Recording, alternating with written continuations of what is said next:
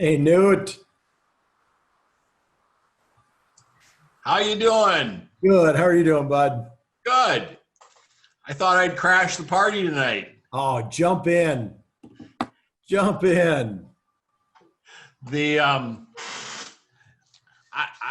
you don't know how many insults you got from Wolf on Friday night. Wolfie, I wish I could show you pictures of Wolfie. Do you remember who was Payne Stewart? Do you remember Payne Stewart? Yeah, The yeah, oh golfer? yeah. That's what Wolfie looked like wearing his baseball uniform.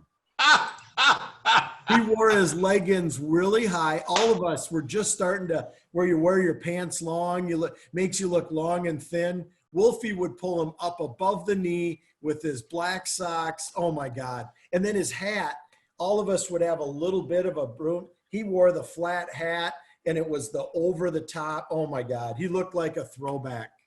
Let's see. I heard as an infielder, you're the only infielder in the state of Iowa that when you threw home, you had to relay it through the pitcher. and, I didn't know this about your family, but you have a sister. I do. He said, your dad would drink so much because the sister was such a better athlete. Better than athlete. The son. Oh yeah. I heard that all the time. Anything that I did, any conference medal, any conference award I got, she got 3 of them. And I heard about it all the time. Oh my God. Oh my God. Yeah, no, we had it was a good one. It was Did you ump a game down there then? Yeah. Okay. So they had we had a big, Central Springs, which is North Spring combined, about 3 schools combined now. Yeah. Which they're pretty good. So they're playing Charles City. So you got kind of the small school coming up to the big school. So we had a big night in Central Springs. It wasn't an upset. I mean, they beat Charles City, but yeah. No, I've had some good ones down in Charles. I ended up doing, I think I've done 15 nights down there now. That's awesome. Over 4 weeks. Now, have you heard any scuttlebutt since this Waverly Shell Rock thing with those fans? They were really hush hush about it. Really hush hush. That poor kid took abuse. Oh yeah. And boy, did he handle it well in the media. Yeah. Yep. No, it was interesting because it was in Charles City, wasn't it? No, it was in Waverly. Against Charles City, though, right? It was against Charles City, yeah. But it was at Waverly. Okay. Where it happened. So then I show up and I'm there for the Charles City at Waverly softball game. Okay. They had all sorts of administrators there, just to make sure we don't have any repercussions of anything. And it was a little high stress and talking to the AD, he said everything is still being under investigation. Well, God, that was I was there a week after the fact and it was still being investigated, so they were really. Did they talk about it? I mean, was it just one Yahoo or was it a bunch of kids? Or they were really close to the vest. Okay. All I could tell it was a couple people is what you kind of heard, but the AD did not say a word. I mean, he acknowledged the situation. He acknowledged that, yep, it's being investigated. And it's crazy. Yeah, we had a good team my junior year was Scott Sawyer's senior year in that. And we went to Waverly. And do you remember a kid by the name of Craig Werdinger? Yeah. You remember that name a little bit? Yeah. And I came down, our point guard was injured. So I started that game. And my basic job was to get the ball to Sawyer, Yeah. You can score 6 to 8 points, but you get the ball to Sawyer. And I come down one of my first ones, a lazy pass, kind of nervous. Werdinger steals it, comes down, dunks. Their crowd goes nuts. And I'm like, oh my God. We ended up winning, but oh my God. It was like, oh, I better not screw this up. That's funny. But yeah, they had some good players. Brad Ott used to. Oh, yeah. He was tough. And then do you remember that Jasper's name that I threw out to you? Yeah. Jack Jaspers was the son of, I can't remember his dad, but his dad was a Big Ten basketball official for many years. And Jack was his son. And Jack would have been a senior when I was a freshman. And I got matched up with him at conference golf. Oh, wow. And good guy. Ended up meeting him. He went to Wartburg and I was at Luther, and we played golf against each other in that. But God, Waverly was always a thorn in our side because they were 4 times as big as us, you know? Oh, yeah, absolutely. Yeah. So. How's it going, Kurt? Good. How are you guys? Good. I got bored this summer since, we weren't. So I signed up to softball down in Iowa the last 4.5 weeks. So I've been making road trips down to Iowa doing the old and softball around northern Iowa. I go to Cresco tomorrow. I've been at Charles City, Osage, Riceville, Clear Lake, Mason City, Newman. So I've done that whole circuit here for the last 4 weeks. Any baseball at all, or just softball? Just softball. Softball. Okay. Has there been any outbreaks and stuff? Have teams been affected? I think they're at about 30 baseball teams and 30 softball teams statewide have been affected sometime over the 4 weeks. The big one was last week, where they had the number 1 baseball team in the state, 5A. I mean, the 5A, West Des Moines Dowling, who had the number 1 pitcher in the state being recruited college. I think he got drafted. They had a player go positive last week that was on the bus with everybody. And they shut her down. They shut down both baseball and softball. So the number 1 team in the state, big school, getting to playoff start on Wednesday, they shut it down. Season's over. And I don't know if you heard, Newt, but Lansing Key High shut down their baseball program. Oh, did they? Yeah. They had 3 kids test positive. So they shut it down. And you know how many games they play. They play 80, 90 games in the fall and the spring. Or in the summer. So, it's hitting over there. Well, I get a kick out of it. I go down to a game and I'll see 2 buses because they can only put 14 kids on a bus, and you can't. So you'll have 2 buses that bring 28 kids, and there's probably another 20 kids that get brought over by parents. It's been that type of spring. So anyway, you guys got a lot. I'm just here to listen to you experts talk on line judging. Nope. And I tell you, you're a lot better than Nick Ameto, so it's good to have a real umpire in here. Well, that's why I wanted to come to the smart people, because I got to listen to Nick Ameto for an hour starting at 8 o'clock. So, well, hey, we're going to talk about a couple things and jump in, Newt, because you know how we do it, and it'd be good for MJ and Benny, Dave Nagel, and Kurt too. So sounds good. Hey, first, I got a question for all of you on here. I'm jumping into the world of pellet smoking grills. Any of you guys have one? Any opinions? Anybody jump in and Tim, I just used mine tonight, so it works great. Is this Dave? Yep. Yeah, Dave Nagel? Yep. Yeah, what kind did you get, Dave? I've had a Traeger for about 2 years. Yeah, that's the one I looked at, the 24-inch Traeger. You love it? It's the best smoking grill I've ever had. I mean, it is absolutely phenomenal. As far as using it as a grill, you have to allow yourself probably about 20 minutes for it to get up to temperature. Otherwise, if you put stuff on too early, it just takes that much longer to warm up. But once it gets going, it's great. But yeah, just got to be patient on the grill. But as far as a smoker, it's the best smoker I've ever had. It's amazing. Yeah. Do you have the Wi-Fi with it, Dave? I don't. No, I've gotten mine probably, I think it was like 3-4 years ago. So I'm not that. Yeah, I'm not that awesome.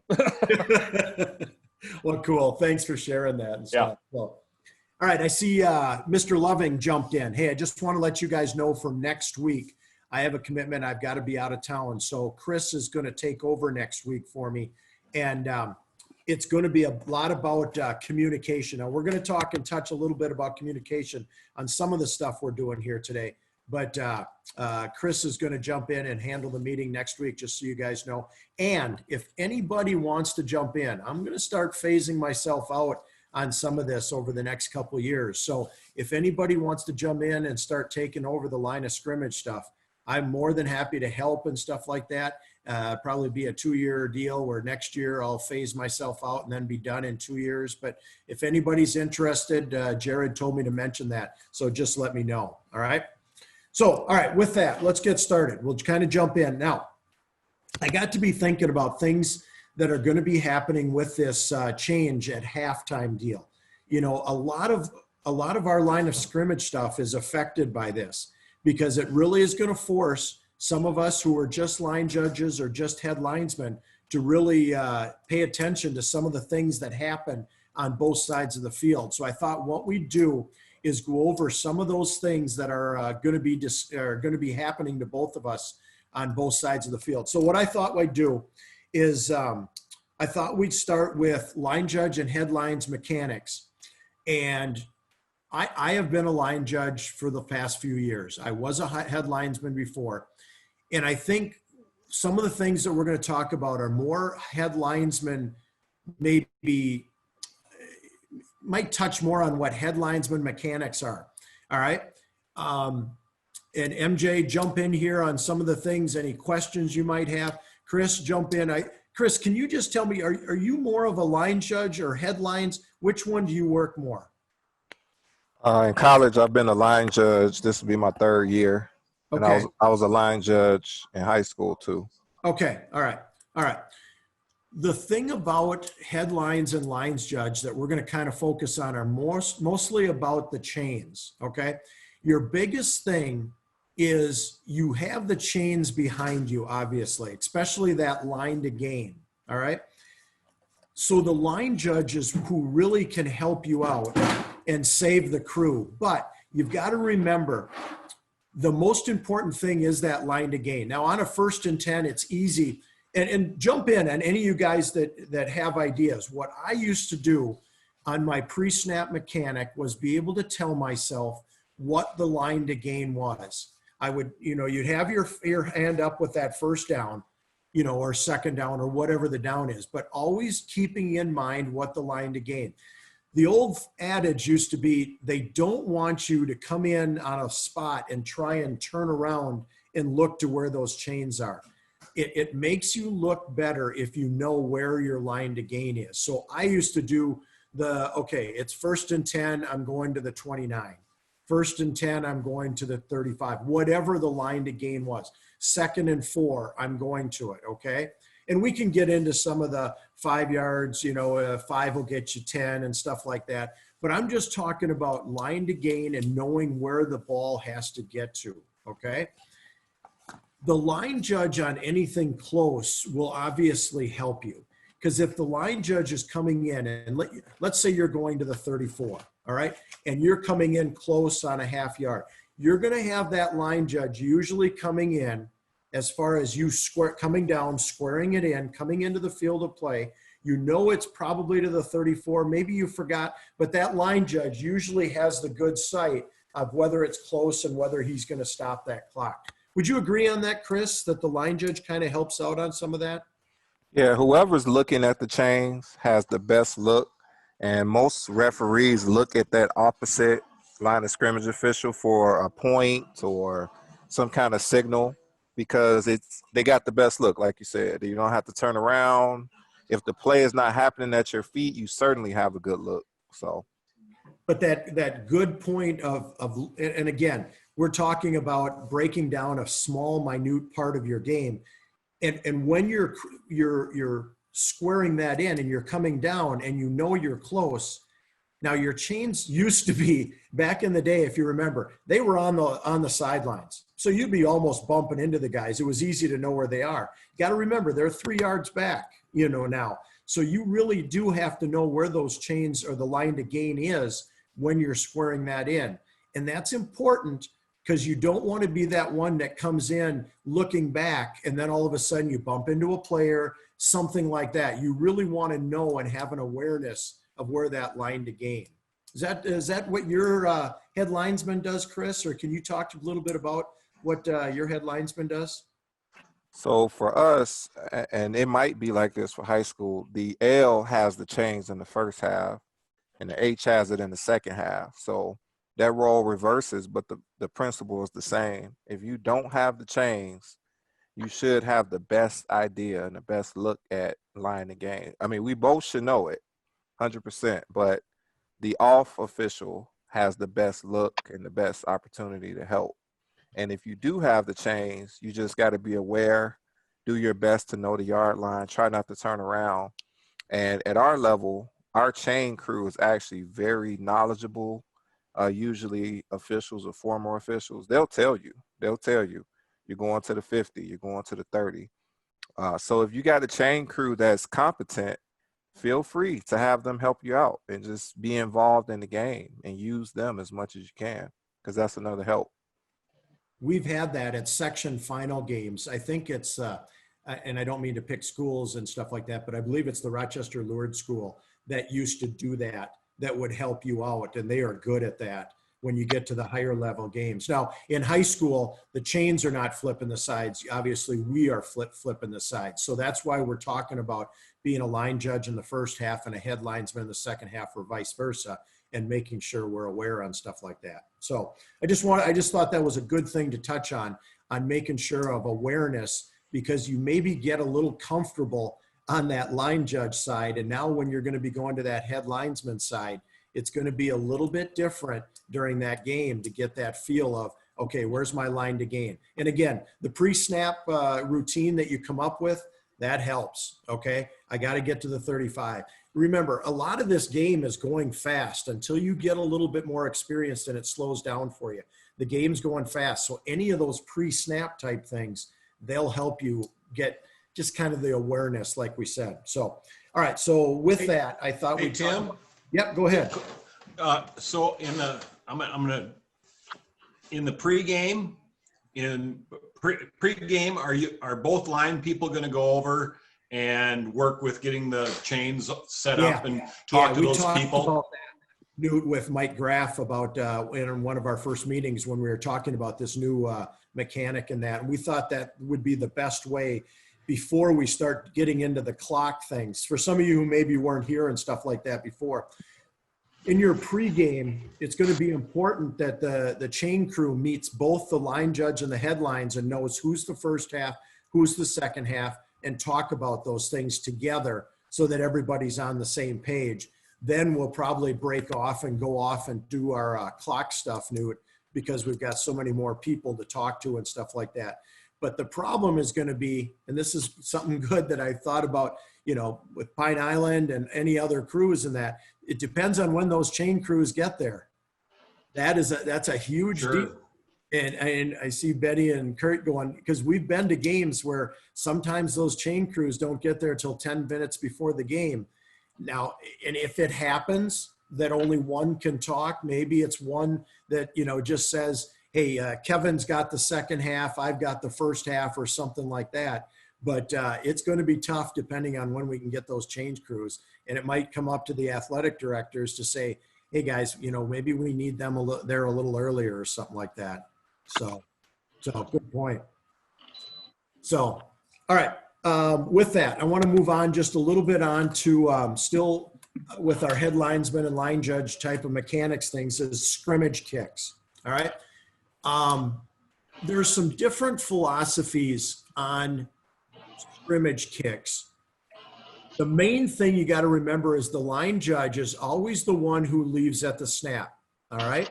And he is taking off to get down there to help that back judge. That's the most important thing. But I remember back in the days of some of the better PEM teams and things like that, there were a lot of teams that used to do a lot of fake type plays. All right.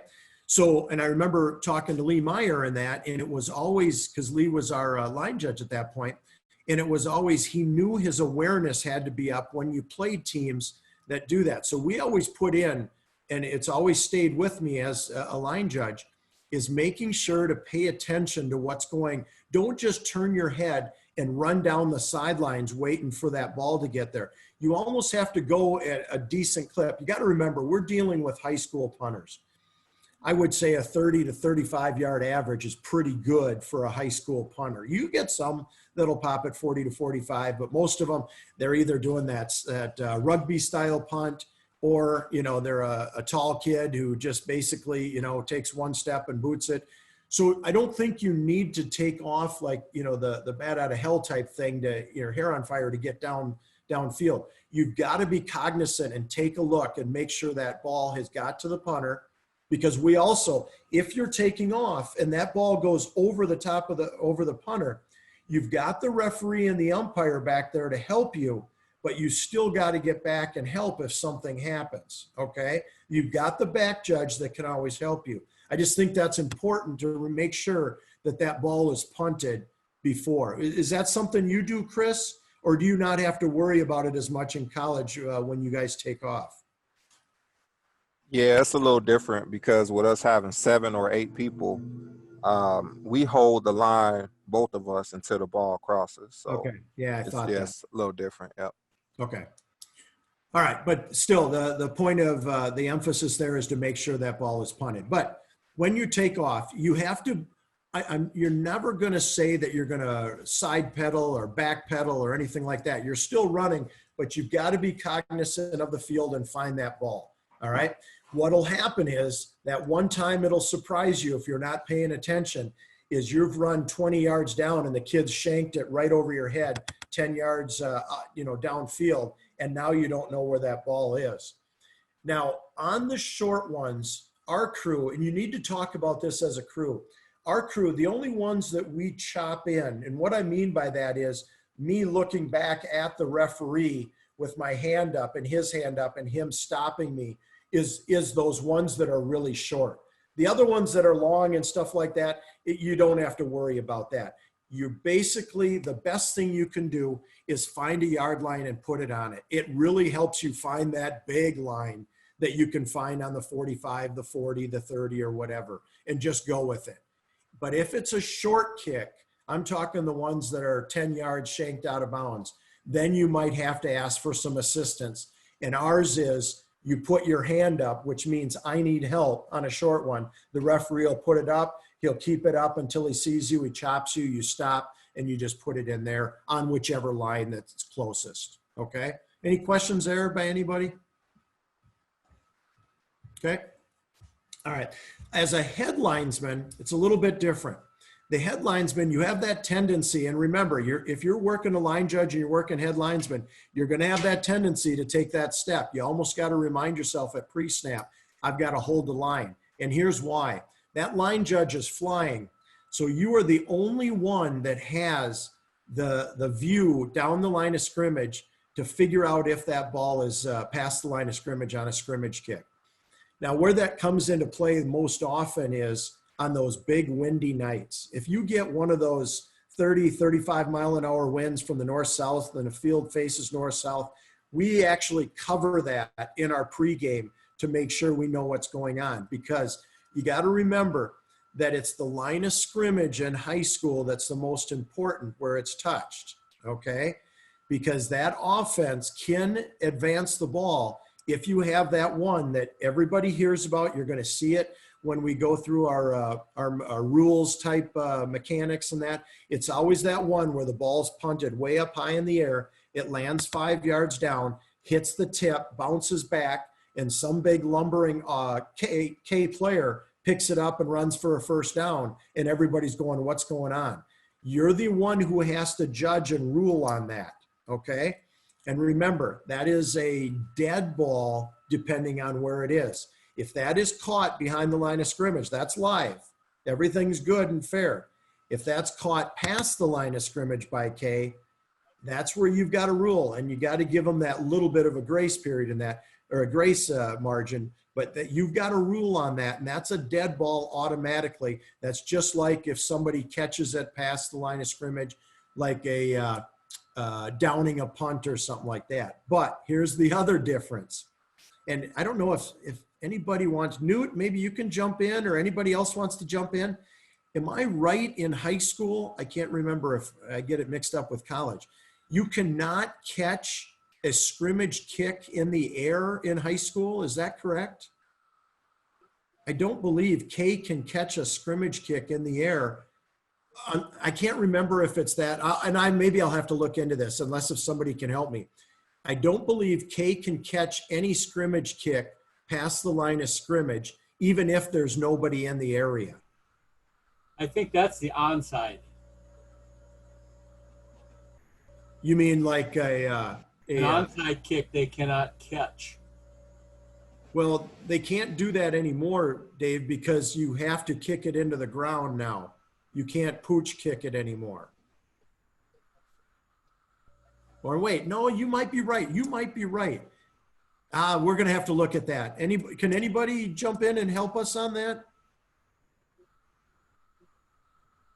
Okay, I'll look into it, and I'll get an email out to all the line of scrimmage guys, okay? I can't remember that. I apologize. I should know that, but I just can't.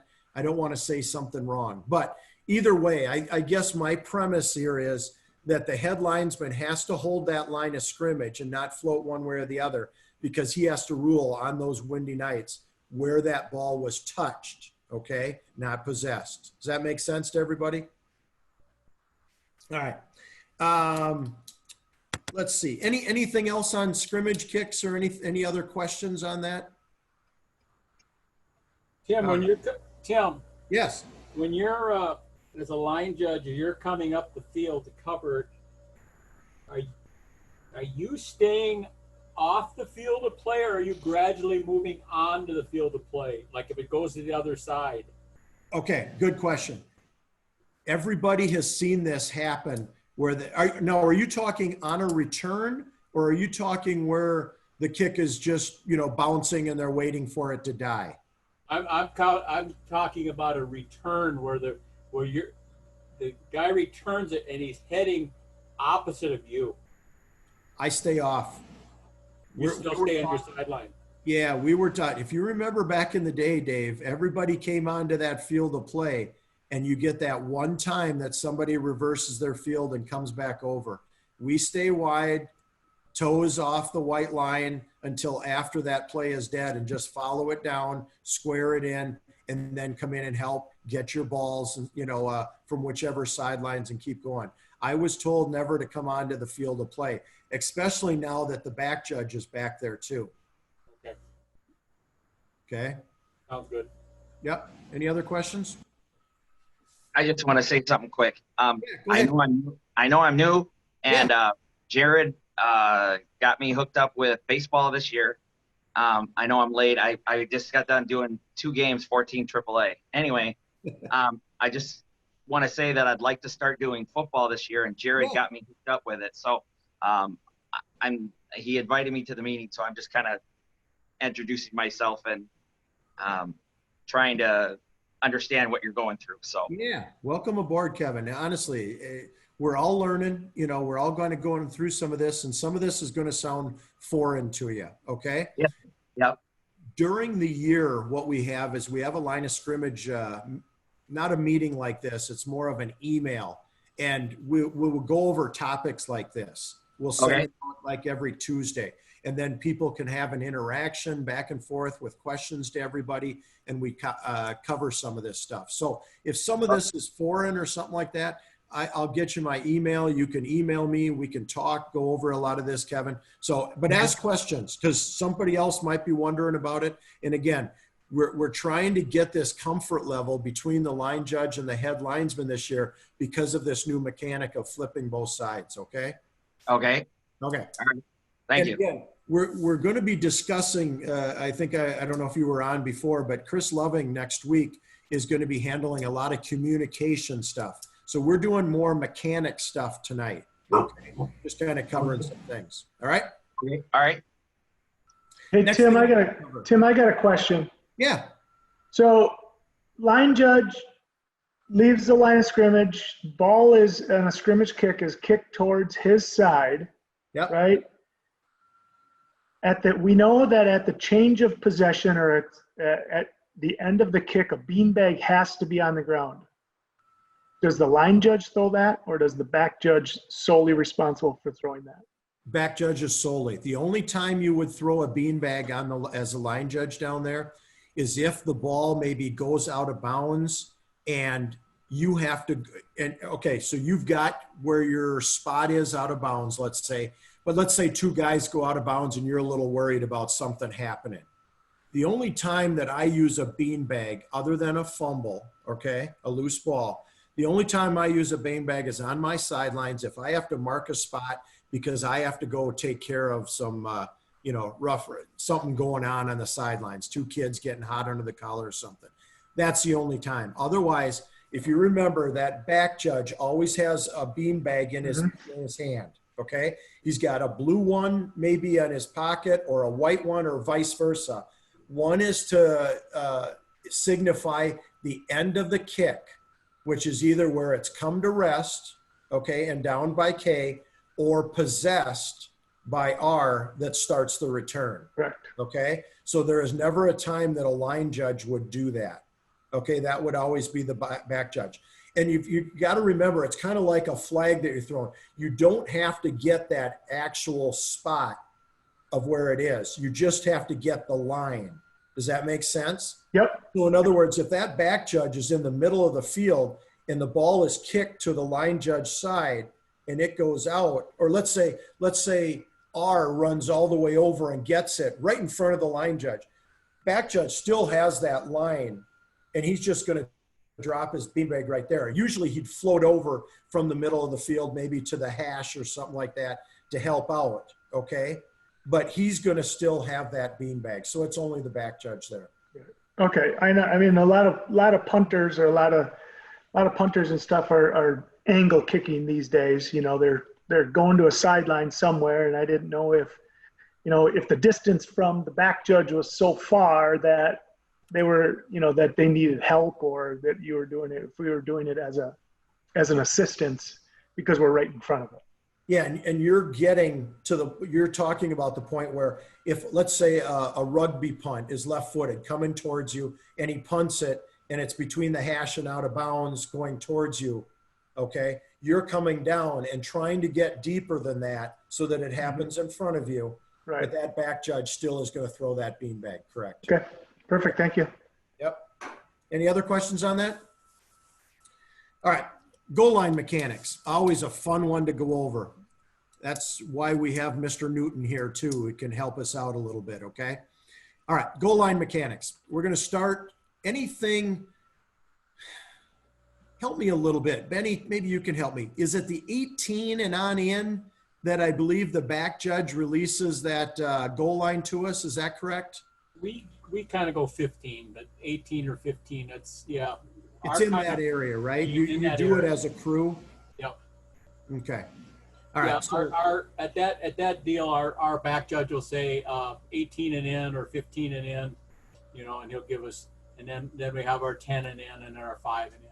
right, and that's what we're going to get into in that. But the tough one is that 18, when the back judge is he can help depending on how good your back judge is on coming up to that goal line. But that's the tough one when you've got an 18 yards. They've released you to the back judge to the end line, and you're you have the goal line, and you got to try and get there. It's tough. There's nothing easy about that one, especially with some of these high school running backs and how fast they are. But you've got to rely on either your agility to get up there and beat them, or your back judge to help you out. I think that's the best way to put it. Okay. Now the easier ones, but for the mechanic to talk about, is when you get up into that 10-yard range, okay, 10, 11 yards, okay? The mechanic they work on is the 5-yard line, okay? You work on the 5s. And the reason being that you can always work back from the 5 back towards your line of scrimmage if nothing happens, okay? So in other words, let's say we'll start on the 10 and just make it easy, all right? Now, again, your pre-snap mechanic should be talking to yourself, hey, get to the 5, get to the 5, all right? We've got a goal line. You're either going to have a first down, very rarely is it going to be touching the nose on the 10 and you've got first and goal. It could be a first down at the 1, the 2. Be cognizant of that. But your first step, your first moves, when that ball is snapped, paying attention to what's going on in your keys, but getting to that 5-yard line, okay? Now, it's not a turn and run. It's just a lateral movement to get there and know that you're going to be ahead of the play. That is the one time, other than if you have a sweep coming at you, that you can float downfield, okay? Now, here's the tough one. This is the toughest play to me as a line judge or a head linesman, is when you've got that screen, that sweep towards you, okay? Because you don't want to be downfield and caught up in everything that's going on coming at you, all right? So when you start taking those steps, you have to know exactly what's going on. If you can tell that the defense is going to get it, get behind the play. If you think this kid has a chance to score, remember our number one point is to get to that goal line. That's the one instance that you have to make a judgment call, and you have to get to the goal line to make sure that's covered while the play's coming at you. Chris, can you help me on that a little bit? Do you have any insight? Well, I think the mechanics is what, 10 and then 10 to the 5, 5 to the goal line, right? Correct. But what about that sweep that's coming at you, where you've got that feeling of you've always want to get behind the play. What's that feeling that you work with? You've got to throw that out the window, unfortunately. Okay. You got to, because now the most important line is the goal line. So you got to work yourself towards it. Now, if the line of gain is in play, then maybe you go there first. Say it's the 2 is the line of gain. Then maybe you go to the 2, rule from there, and then move to the goal line. But yeah, you got to switch gears and not be behind the play when the goal line is in play. 10 and in. Yeah, that's the one that I was taught about too, is depending on where that first down marker is, okay? If you've got the first down marker at the 4, then your 5 isn't quite as important. You're going to want to make sure you're at that 4 to be able to see it and then have a jump. It kind of is reading the play, because if you've got 3 kids stacking up a kid, there's no reason for you to sit on that goal line. You've got to get upfield, get your square it in, get on that whistle and get that play stopped. But you've got to be able to judge if that first down, it's a tough one for the Wings. You're left out on an island all by yourself. Your mechanics have got to look good, and your judgment on something like that. So that's a tough one. Benny, anything you can add on that? Well, one thing that we got going for us when we're on that deal is we have no one on the sideline, so we can really get deep off the sidelines to get a good look at it and make sure that we don't get rolled up. So you don't have to worry about congestion at all. Yeah, that's one thing that I do talk to my chain gang, is anything inside the 20. I want them even more worried about dropping their sticks there, because I work really wide. I'm just used to that, working wide and getting wide. My first steps are always deep, and I'm going to run into those guys. If we're sitting on the 7 and the line to gain is the 3, I'm going to hit that guy if he doesn't drop it. It's really, you've got to be cognizant of where they are, understanding it, and where the runner's coming in, like that. I'm talking about the sweep coming your way. And like Chris Loving just said, basically getting wide, and you're going to have to do that reverse mechanic of being downfield, working your way back to find that spot. Okay. So you're going to have to come in. If you think about it, it's almost like that play that we talk about where you come into the field of play, turn your back to the field of play, and you look to the sidelines to get your spot. You're doing it the other way. You're from downfield, it goes out of bounds, you come in the field of play, turn your back to the field of play and get your spot. Wait for somebody to come help, whether it's the referee, who usually is trailing a play like that. Your back judge probably isn't going to be much help. He's already on the end line on that. He can come in and help clean up at the end, but it's probably your referee who will come in. But take your time. I mean, are you guys kind of understanding what I'm saying? Anybody, Dave Nagel, you got anything you want to add on that?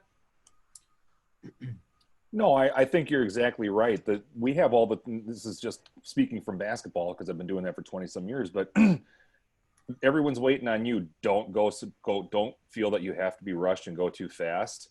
Quite honestly, when you give the signal or you raise your hand as down by half yard short, they're on you at that point. So, yeah, there's no hurry, to have to make the call. So, yeah, it's just make it right, right? Yeah, it's just one of those tough ones that you have to just make a call, go with it, and move on. It's just there's no good way to do that in five-man mechanics, just so you know. So, all right, goal line mechanics. So we talked about that first step, getting to the 5-yard line, working your way back, making sure that goal line is covered. Now let's talk about if you're at the 5 or in, your first step is deep into the goal line. Now, sometimes until you're comfortable with it, you're going to think so much about the mechanic that you may forget about the play that's going on. Just remember the reason the mechanic is there is to A, for safety, okay, to keep you out. Anything at the pylon on your side, it's tough. Those players are coming, they're rolling. You're trying to jump over them, be athletic. You're going to lose a knee and ankle. It's for safety. So the reason you get deep and wide is it expands your peripheral to be able to see stuff, and it also is a safety thing, okay? But remember, the most important thing is the reason we're getting you there is to rule on that goal line, okay? So let's talk about plays first between the hash and the pylon out on your side, okay? Now, let's say that runner's, 3 people on him, he's fighting for yards. You're going to want to come off that goal line, square it in. Don't do that angle. That just looks rough when you do that angle onto the field. Try and get that square to make yourself look good. Get back to the yard line that you think is the forward progress and get on that whistle as quick as you can. Now, that's where I think we were talking. You need to come into the field of play and assert yourself, okay? And I'm talking about the one where you've got a big fullback and 3 big linebackers, and they don't want to go down, and they're pushing him back. You want to get on that whistle right away, all right, and say it's over, and try and get that. The referee should be coming in, maybe your umpire coming in to help you, but that's the one you want to get that forward progress spot and then turn and try and get those guys under control a little bit, all right? We had a play a few years ago that was kind of like that because you also have to rule on making sure forward progress is stopped and whether it's a fumble or not. We were down in Lanesboro and we struggled with that one. You really got to get on that whistle loud and hard. And I'm not saying fast because you have to rule, okay, can that kid spin out? Is he dead? Is he done? Can he not get any more progress on it? But does he have control of that ball? And it's tough sometimes because you're coming back from the goal line trying to get to that spot, all right? Again, you're on an island. You got to make your best call on something like that. But the best thing you can do is get on that whistle hard and assertive, saying that the play is over, okay? So that's the one, all right? That's the one, the forward progress.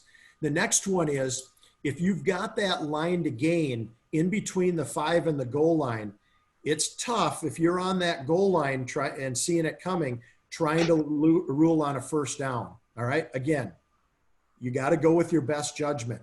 Knee down is not where the end of the play is, where the ball is when the knee's down. That's a common misconception because if you think about it, any goal line play, the first thing you're looking for is where is that ball?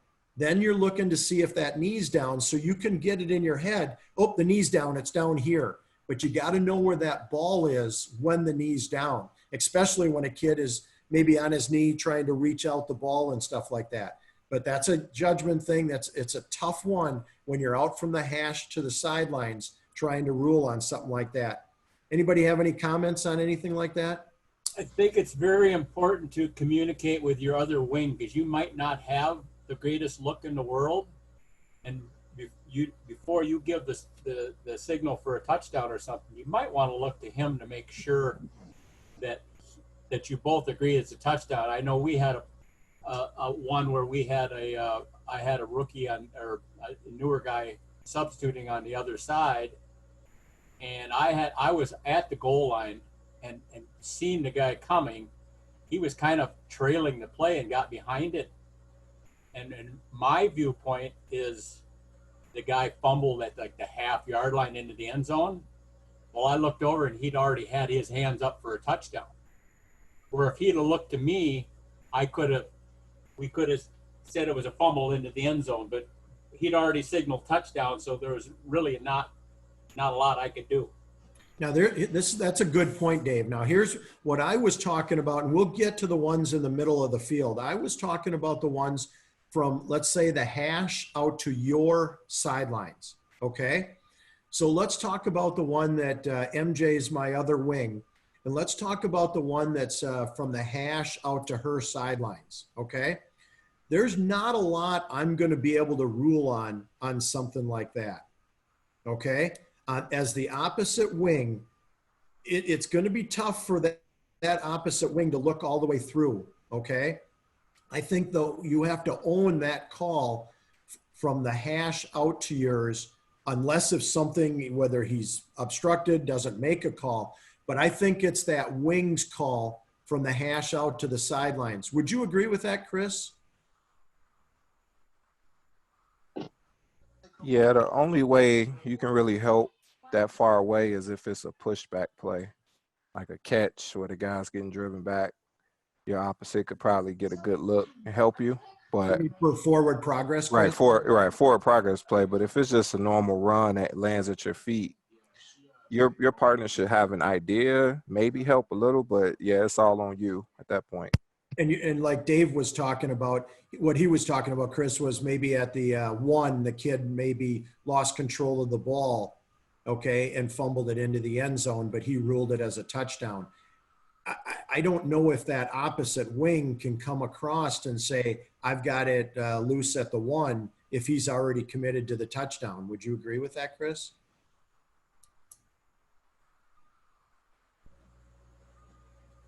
Yeah, what I'm saying is, Tim, is I was at the goal line, and it is clearly to me that it was fumbled at the half-yard line or 1 yard line.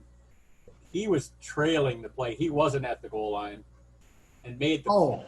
So was this a longer play or was this a 5 yard and in? This was like a 10 yard and in. Okay. And somehow he got behind the play, but he signaled the touchdown. He was at the 3. Okay. And if he that's a little different. If he had just looked at me, we could have got together and talked it over that it was definitely a fumble in the end zone. But by then, he's already made the signal. I'm going to just kind of put my hands down and let her go. It's a tough one to take that signal off when somebody's already signaled. I agree. You know, I think that's a tough one. When I think the better would have been for him, obviously, is to have come in, killed it, and made sure, you know, with both of you talking, if that's instance. But like we were saying, you know, MJ, if something's happened on your side, we used to call it fishing on the somebody else's pond. I don't know if I can come over into your pond and rule on something like that. Do you agree? Well, I mean, I think you have to have distinct knowledge, right? I mean, you have to have some kind of major. You had to have the sea parted and you could see it, or you know, whatever to help. But the other thing I was going to ask her, you know, this kind of happened to me last year, is let's say the line to gain is right in that vicinity as well. Okay, so that play has run at me on my side. We're inside the 5. The line to gain is close. The other thing, I had this play happen to me. I marked it. I came back, marked it. The player popped up and threw the football to me.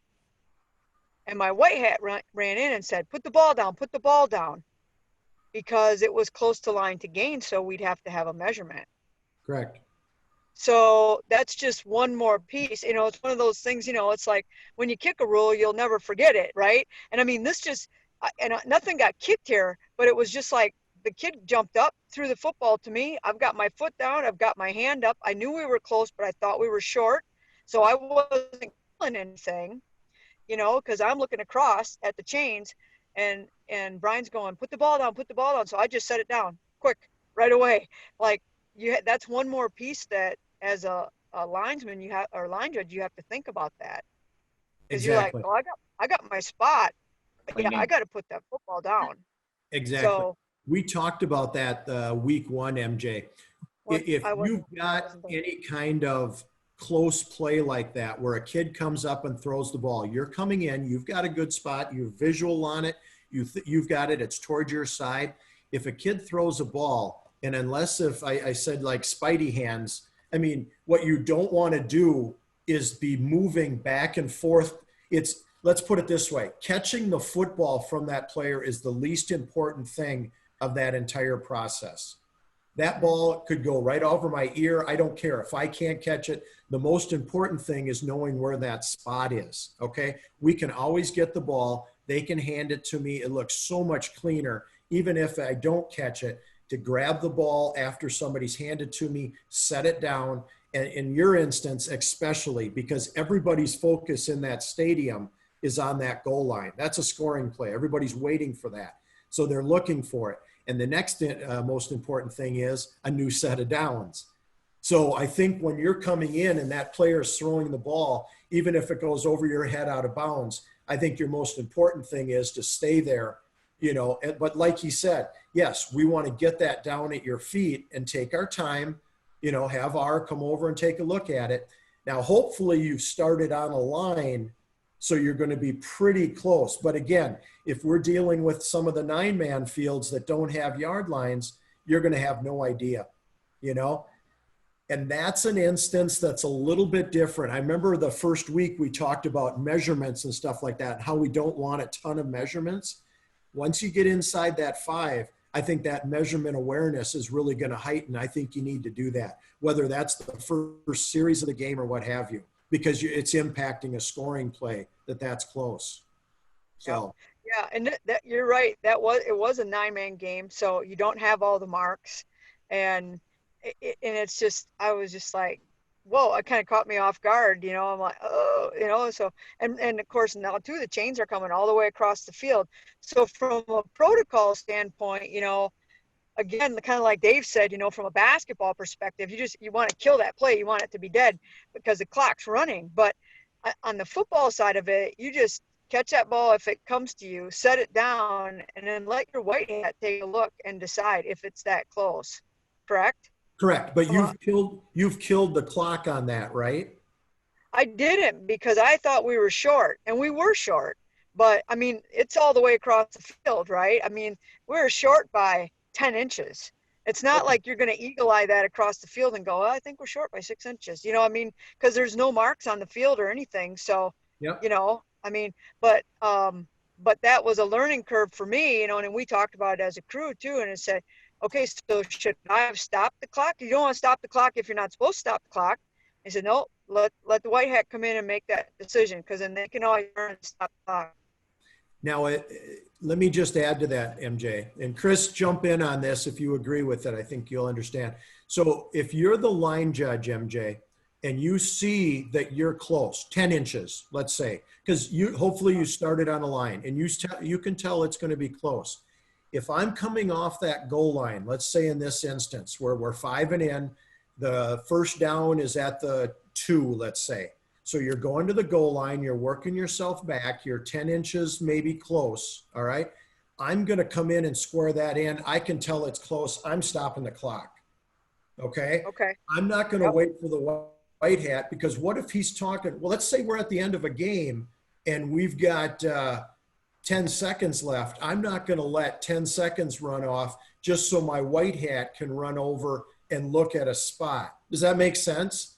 I think, absolutely. Yeah, I think you have every right to kill that. Now, if you're 2 yards off, you bet. You give the wind is actually what you would do, is come into the field of play, wind it to signify between the hash and your sidelines.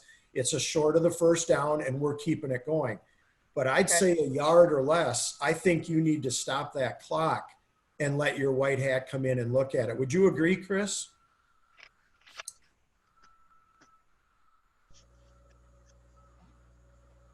Uh-oh, I think we lost Chris's voice there. Good picture, just no voice.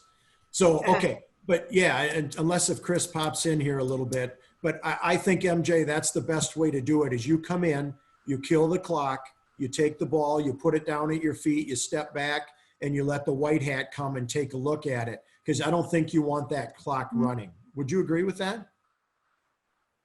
Yeah, I think so. Whoop, Yeah. am I on? Yeah, I think so too. Especially in that situation, you're gonna all have communicated as a crew too to say, hey, if it's close, we're killing it, right? Absolutely. I mean, when we're Absolutely. down that tight, I mean, if there's 8 minutes left in the game, that's a different situation, right? Yep. So, Yeah, and okay. I don't know if you guys just saw, Chris just mentioned stop the clock when it's close. And then if you need to, you can always crank it back up, if you bring it in. Yep. But if you think about it for the step forward, MJ, so if you've got it 10 inches short, okay, we're going to use the chains after we've measured to bring that ball back inside the hash to reset it and then reset the chains from there, because you're going to have third and 10 inches, fourth and 10 inches or whatever. So you're going to have to use those chains outside the hash to bring it back into the hash. Newt, do you agree with that, Newt? Yeah, I agree with that. That'd be the way to do it. Okay. All right. Hey, Tim, real quick.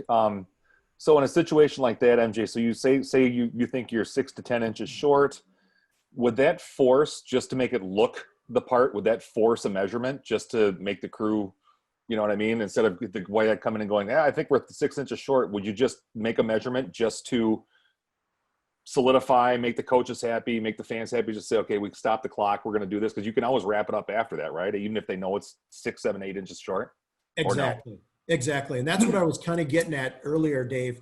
We talked about in the first half, or I'm talking maybe first quarter into the second quarter, you want a flow of the game. You don't want a ton of measurements. The fans don't, the coaches don't.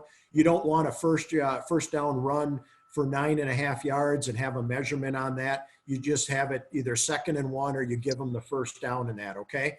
So, but this is different. When we're threatening the goal line, or if we're getting into the 4th down situation or the 4th quarter when it's close, that's different. You're exactly right. You want that to God and everybody, that it's short, that we've got a good spot. We've brought it back into the middle. If it is short, if it is a first down, it sells it to everybody. Even if it's a football right at it, I think that's a good one to go ahead and measure if it's right at it. Unless if you've started on a big line, unless if you started on the 15 and you're going to the 5 and you set the ball on the 5, that's different.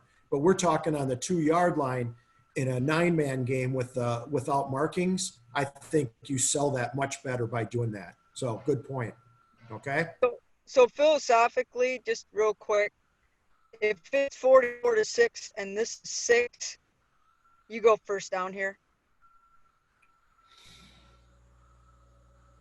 There's less than 2 minutes left in the ball game. I think so, MJ. I don't think you want to overthink it. Right. It's short, but I think, and I agree with Chris that, you're probably giving that to them, to keep that clock moving and stuff like that, Right, because even when they go back and look at the tape, 44 is not going to look at it and go, holy crap, that should have been our ball on 4th down on a turnover and, less than 2 minutes left in the game. They're not going to call you out on that. No. Correct? Yeah. No. Okay. No. Yeah. If it's a 3-point game and you're under a minute, that's a whole different deal. Remember what we're selling there, MJ, is the knee down and the spot of the ball. So, you're the only one that's making that call, if you think about it. The coaches aren't, because they're back up on, what is it, the 25 or the 20 or what, 25? They're 15 yards away from that. I think that's a good one. That's spirit of the game, like Chris said. Okay? Yep. Okay. Yep. Good. Okay. So the last one here that we'll touch on before the end is the one that I'm glad we have Newt here, is the ones between the hash marks, okay? We're talking about your quarterback sneaks, your fullback dives from the 2-yard in, okay? Now you need to work out with your crew on how you're going to handle it. The way we do it is Newt dives for the ball. He's in that pile looking for that ball, okay? If you've got mass humanity, we got to get kids out of there and we got to find that ball. And it's called pinning the ball. Newt will find it, put his hand on it, And he'll look to, if it's one way or the other, he may look to that sidelines, but he's going to tell everybody, I've got the ball right here. Okay. Now, hopefully that's a yard into the end zone. That makes it so much easier. Okay. Or on the goal line, right on it. When it's short, it's a little bit tougher. Okay. Now, as wings, what we need to do is we need to come in the field of play. And that's important. What you don't want to do is come in on the goal line on something like that and then step back away from the goal line, because the first thing that coach who doesn't get the touchdown is going to go, well, Christ, you were on the goal line. You came in. You always want to come running in on the half-yard line or the 1-yard line on stuff like that, okay? Until you find where Newt has, or the umpire has that ball, okay? And this is coming in to where the players are.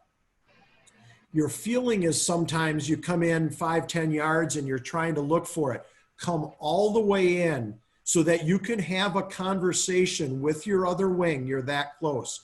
Usually that's 10, 12 feet. You're able to talk to them.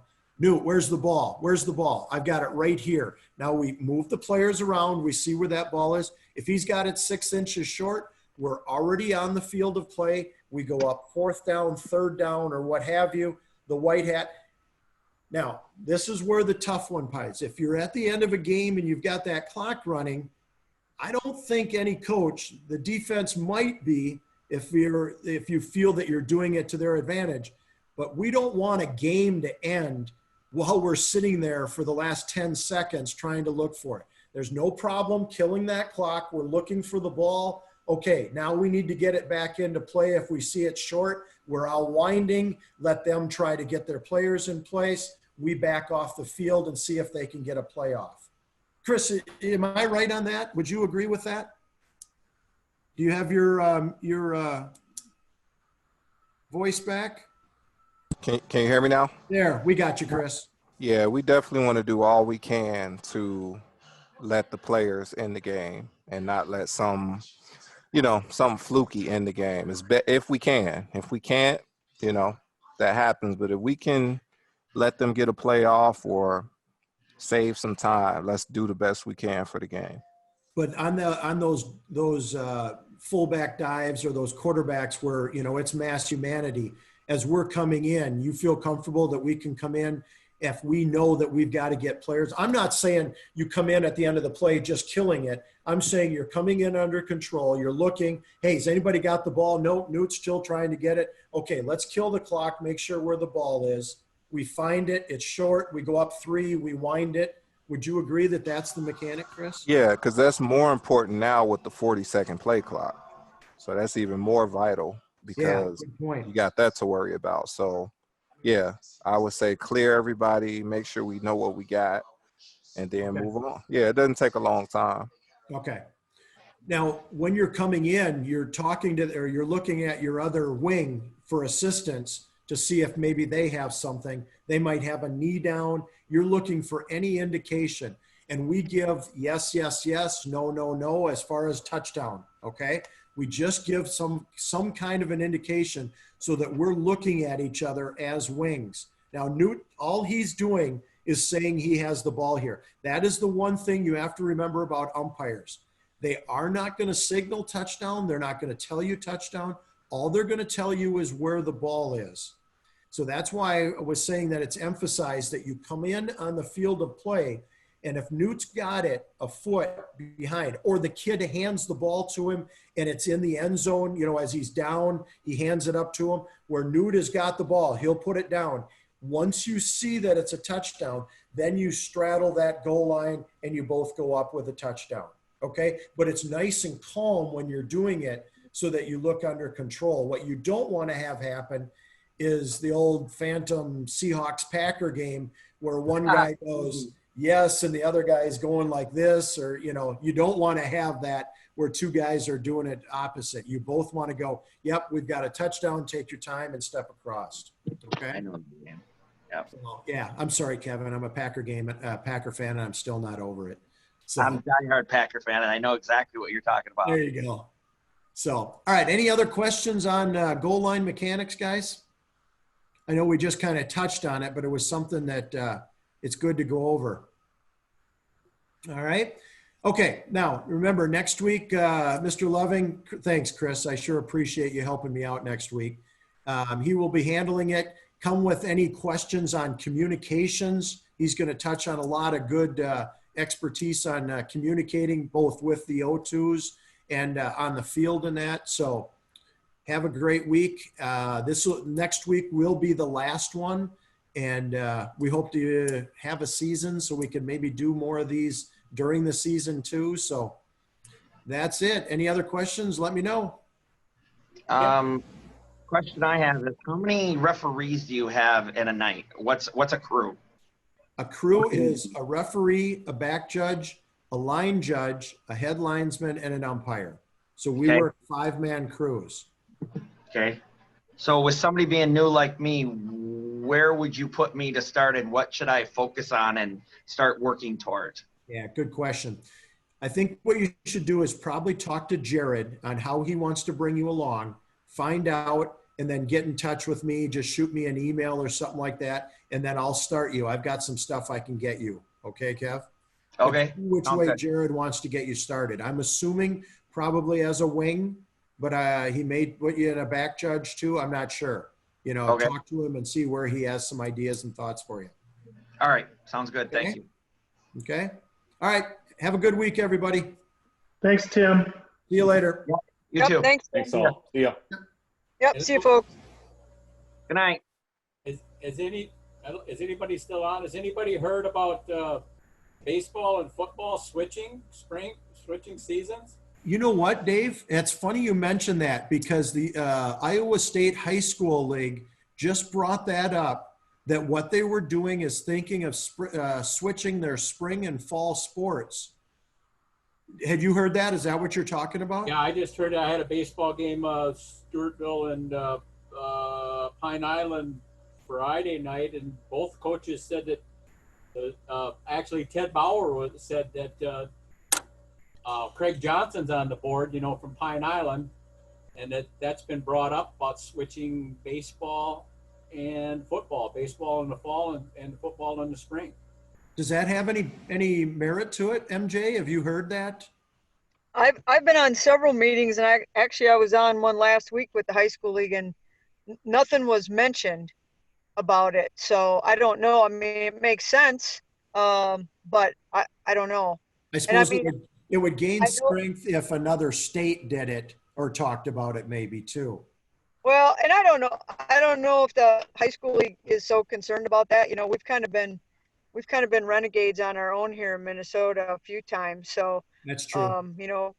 We try our own things, and then the rest of the nation follows us sometimes. So I wouldn't be surprised if they thought that would work, that they would. I mean, let's face it, the fall's the better season for weather.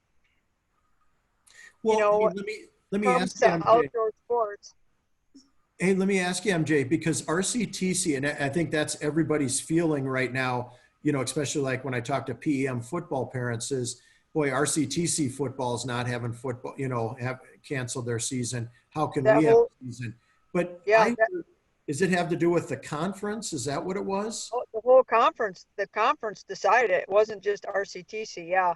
It was the whole MCAC. The only two sports they kept for the fall was clay, target, and they don't travel to compete there. I don't know. They must do that differently. And then golf.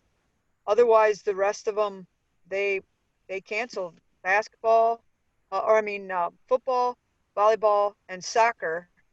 And then they put a January 1 date on basketball. So yeah, that they couldn't start until January 1. So that's what the MCAC's doing. So I don't know, we're looking at all these other football conferences doing things and, dumping non-con games and moving dates back and stuff like that. But I don't know. I think it makes sense. Yeah. But I have heard nothing yet about that. So we'll see. Is it true that Marshall Barons wants to be a clay pigeon or the clay shooting referee too? He wants to get certified in that. Why not? Why not? As long as nobody points a shotgun at you. I don't know. Maybe the training, you get your own shotgun so you can point one back. I don't know. Oh, that's good. The pay is good. He's for it. There Yeah. you go. All Yeah. right, guys, I got to take off here, so we'll talk All to right. you soon. Thanks for everything. All right. Kevin, Yeah, we'll thank keep you. in touch if you need anything, okay? All right. Thank you. You guys have a good night. You too. Yeah. Bye-bye. Bye-bye.